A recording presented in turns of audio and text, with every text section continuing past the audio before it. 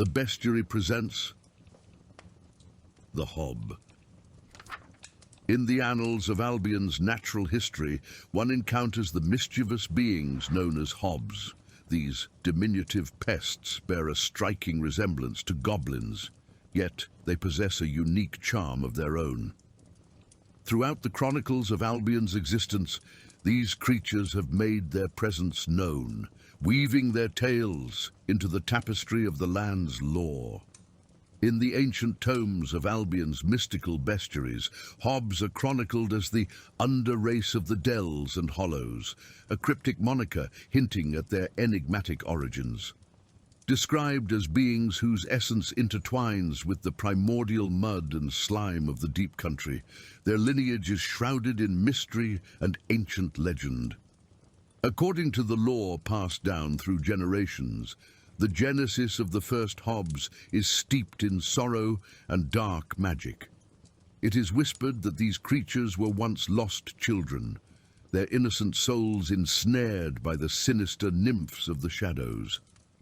Legend has it that these stolen souls were bound to the earth, morphing their once human forms into the diminutive and mischievous Hobbes. Despite the harrowing tale of their creation, the proliferation of Hobbes throughout Albion suggests a more complex reproductive cycle. While they retain the ability to transform lost children into their own kind, the sheer abundance of Hobbes defies the notion of an ongoing pandemic of kidnapped youths. This mystery only deepens the intrigue surrounding these elusive creatures, leaving scholars and adventurers alike to ponder the secrets of their propagation. Remarkably, there have been documented instances of symbiotic relationships forming between Hobbes and humans. On at least 2 occasions, these diminutive beings have welcomed humans into their society, and vice versa, defying the boundaries between their respective species and forging unique bonds of camaraderie and cooperation. Such occurrences serve as a testament to the complexity and adaptability of Hobbe culture, enriching the tapestry of Albion's folklore with tales of unlikely alliances and enduring friendships.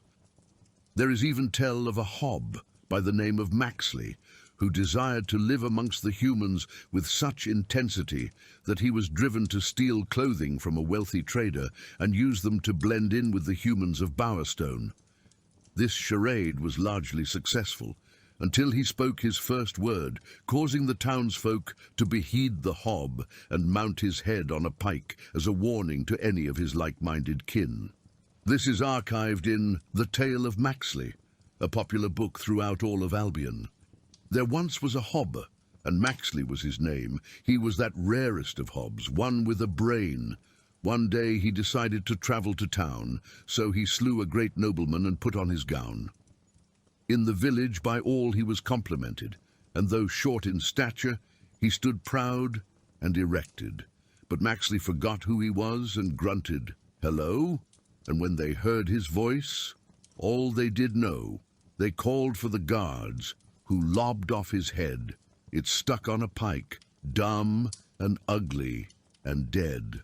So before you open your mouth, remember Maxley the Hobbe, for it's better to be thought an idiot than to be killed by the mob. In contrast, we see a similar tale mirrored in the origins of the legendary weapon Orcon's club, which was recovered in an excavation of Archon's shrine.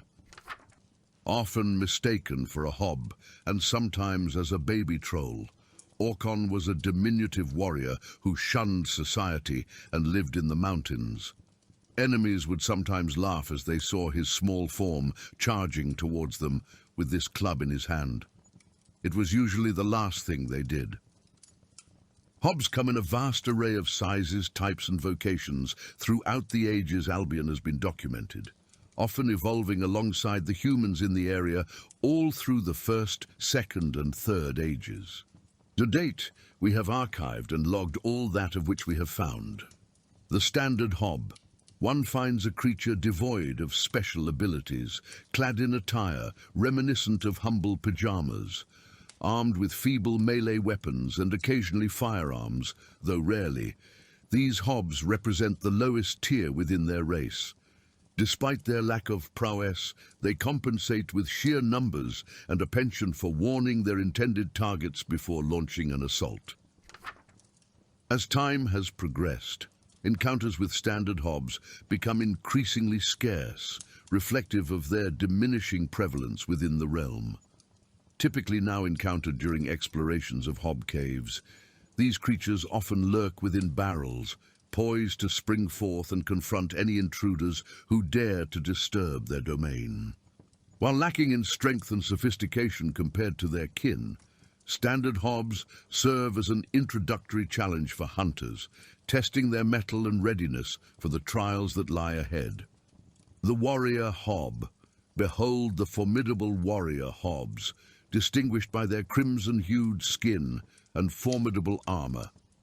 Towering in stature, these imposing creatures stand as stalwart defenders of their kind, wielding their strength and agility with deadly precision. Unlike their lesser counterparts, warrior hobs possess a keen sense of agility, capable of deftly dodging and evading combo attacks unleashed by their adversaries. Should one prove careless in their approach, they swiftly retaliate with a barrage of powerful strikes, exploiting any opening with ruthless efficiency. In the ranks of hob forces, warrior hobs reign supreme, serving as the indomitable backbone of their formidable legions. They bolster the ranks of their kindred with unwavering loyalty and martial prowess. As adversaries, they pose a formidable challenge, demanding strategic finesse and unwavering resolve to overcome their formidable might. Camo hobs, cloaked in verdant camouflage attire that blends seamlessly with their surroundings, equipped with both melee and ranged weaponry, often wielding hobby-sized blunderbusses or maces. These cunning adversaries present a formidable challenge akin to their warrior counterparts. Their preferred mode of attack involves stealth and surprise, springing forth from concealment amidst bushes, shrubs and trees in a desperate bid to inflict harm upon their unwitting prey. Despite their calculated maneuverers, their attempts often falter, leaving them vulnerable to counterattacks. While lacking the sheer brute strength of their armored counterparts, camo hobs compensate with guile and cunning, making them a formidable foe for any adventurer traversing the perilous wilds of Albion. Wizard hobs, distinguished by their eccentric choice of weaponry, odd staves, and adorned in impeccably tailored suits by hob standards that lend an air of sophistication to their presence. These spellcasting creatures are the epitome of arcane prowess within the ranks of their kind. Mage hobs wield a formidable arsenal of spells, including the ability to conjure the ethereal powers of Raise Dead, Force Push, and the devastating Inferno, though limited to targeted attacks. Those of higher rank, identifiable by their distinguished top hats, demonstrate a mastery of these spells far beyond their lesser counterparts. In addition to their formidable magical abilities, mage hobs possess a unique talent for bolstering their allies, granting nearby fighters a potent buff that heals wounds and bestows a significant boost to both attack and defense. This augmentation amplifies the already formidable threat posed by their comrades, making them a force to be reckoned with on the battlefield. However, beneath their veneer of power lies a vulnerability shared by all hobs, the fear of losing their magical leaders. Dispatching a mage, hob strikes fear into the hearts of their kin, destabilizing their resolve and sowing chaos within their ranks. Thus, targeting these arcane adepts becomes a strategic imperative for those brave enough to face them in combat. Kamikaze hobs. Amidst the ranks of hob warriors emerges a particularly volatile breed known as the kamikaze hobs, bearing a striking resemblance to their armored counterparts, but with a deadly twist. Adorned with explosives strapped to their backs, these reckless assailants pose a grave threat to any who dare cross their path. Driven by a singular purpose, kamikaze hobs hurl themselves into battle with reckless abandon, igniting the explosives affixed to their person and hurtling towards their foes in a devastating charge. Dispatching these explosive adversaries requires swift and precise action, as striking them disarms the bomb and neutralizes the imminent danger. However, caution is paramount when engaging kamikaze Hobbes, as the detonation of their explosives can have catastrophic consequences. Rifle Hobbes, a curious offshoot of their kind, distinguished by their diminutive stature and unorthodox armament. Though slightly weaker than their armored brethren, these resourceful creatures wield small flintlock rifles or blunderbusses with surprising skill and precision. Clad in makeshift armor, Rifle Hobbes have evolved to adapt to their surroundings, fashioning protective gear from whatever materials are at hand. Most striking of all is their choice of headgear, a humble watering pot repurposed into a makeshift helmet, lending an air of whimsy to their appearance. Despite their smaller size, Rifle Hobbes are no less formidable in battle, utilizing their firearms to deadly effect. Their unassuming appearance belies a cunning intellect and a tenacious spirit, making them a formidable adversary to any who dare to underestimate them. Encountering these inventive creatures on the battlefield presents a unique challenge, as their unconventional armament and resilient armor make them a force to be reckoned with. Woe unto those who underestimate the resourcefulness of the Rifle Hobbes, for they prove that even the most humble of beings can wield great power in the heat of battle. Stilt Hobbes, a curious sight indeed among the ranks of their kind. These lumbering creatures traverse the land upon wooden legs, their movements slow and deliberate as they survey their surroundings. Armed with miniature blunderbusses, they pose a modest threat from a distance, occasionally unleashing a volley of projectiles upon their adversaries. However, it is their unique method of attack that sets them apart. When engaged in close-quarters combat, Stilt Hobbes employ a powerful stomp, capable of inflicting significant damage upon their foes. This maneuver serves as their primary means of defense, making them a formidable adversary for those who underestimate their capabilities. Notably, Stilt Hobbes possess a resilience against low-level area spells, rendering them immune to the arcane onslaught of magic users. This resistance adds an additional layer of challenge for those who seek to confront them with magical means. Much like their counterparts, the Commander Hobbes, the demise of a Stilt Hobbe instills fear in their brethren, causing other Hobbes to scatter in disarray. Their mechanical stilts, while providing an advantage in combat, also render them vulnerable to certain spells, such as the potent vortex spell, which can dismantle their contraptions and leave them vulnerable to defeat. Encountering these unique adversaries on the battlefield demands a strategic approach, as their combination of resilience, ranged attacks, and close-quarters combat prowess presents a formidable challenge to even the most seasoned adventurers.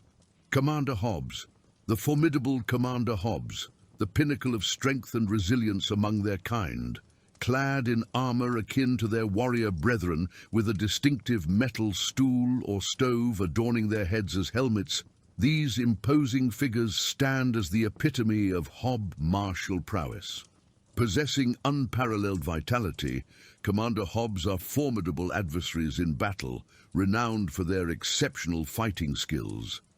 Agile and cunning, they deftly evade melee strikes while launching devastating counterattacks against their foes. Yet it is not merely their combat prowess that sets them apart. Like true leaders, the demise of a Commander Hobbe strikes fear into the hearts of their kin, causing other Hobbes in the vicinity to break ranks and flee, leaving the battlefield in disarray. Encounters with Commander Hobbes are rare and reserved for only the most seasoned adventurers, as they seem to emerge in greater numbers following the midway point of the Third Age. Their presence signals a significant escalation in the challenges faced by those who dare to traverse the lands of Albion, and those poor souls who lived there. Hobbe Childcatcher. There is tell of a Hobbe so evil and despised that the writer cannot find the words to convey their disgust. The Childcatcher. Hobbe, though there is little hard evidence for the existence of this Hobbe, the writer feels an obligation to include it. Though their intentions remain veiled, speculation abounds regarding the sinister role the Childcatcher may have played within the world of Albion.